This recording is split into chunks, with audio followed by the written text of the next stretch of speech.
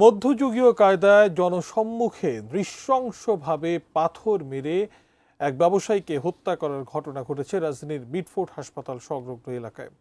পুরনো ব্যবসায়িক দ্বন্দ্বের জেরে চাঁদা দিতে অস্বীকৃতি জানানোয় উলঙ্গ করে মারধর ও গায়ে পাথর খণ্ড দিয়ে আঘাত করে হত্যার অভিযোগ যুবদল নেতার বিরুদ্ধে।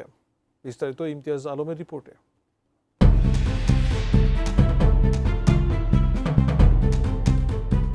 রাজধানীতে মোহাম্মদ সোহাগ নামের ৪৩ বছর বয়সী এক ভাঙারি ব্যবসায়ীকে পাথর দিয়ে মাথায় আঘাত করে হত্যা করা হয়েছে।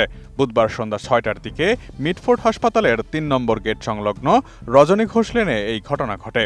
এই ঘটনায় রাজধানীর বিভিন্ন এলাকায় অভিযান চালিয়ে মামলার এজাহারভুক্ত ২ আসামি যুবদল নেতা মাহমুদুল হাসান মহিন ও তারেক রহমান রবিন সহ ৪ জনকে গ্রেফতার করেছে পুলিশ। গ্রেফতারকৃত তারেক রহমান রবিনের কাছ থেকে একটি বিদেশি পিস্তলও উদ্ধার করা হয়েছে বলে জানিয়েছে পুলিশ। নিহত সোহাগ কেরানীগঞ্জ মডেল থানার পূর্ব নামাবাড়ি গ্রামের ইউসুফ আলী হাওলাদারের ছেলে। তিনি দীর্ঘদিন ধরে রজনী ঘোষ লেনে ভাঙারির ব্যবসা করতেন।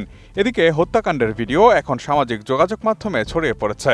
ভিডিওতে দেখা যায় ব্যবসায়ীর পরনের কাপড় খুলে নিয়ে তাকে নির্মমভাবে মাথায় পাথর মেরে হত্যা করে অভিযুক্তরা।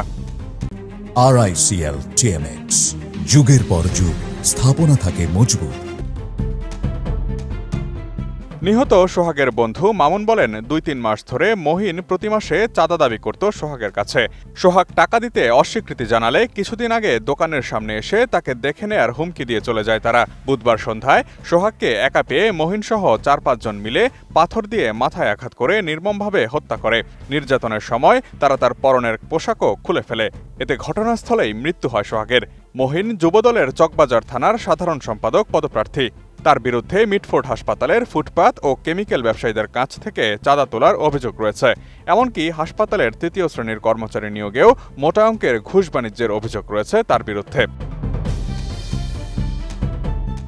তবে পুলিশ ও স্থানীয় সূত্র বলছে, নিহত সোহাগ মিটফোর্ড এলাকায় ভাঙারি ব্যবসার সঙ্গে পুরনো বৈদ্যুতিক কেবল কেনাবেচার ব্যবসা করতেন। তার দোকানের নাম সোহানা মেটাল। ওই এলাকায় বিদ্যুতের তামার তার ও সাদাদারের ব্যবসার একটি সিন্ডিকেট রয়েছে।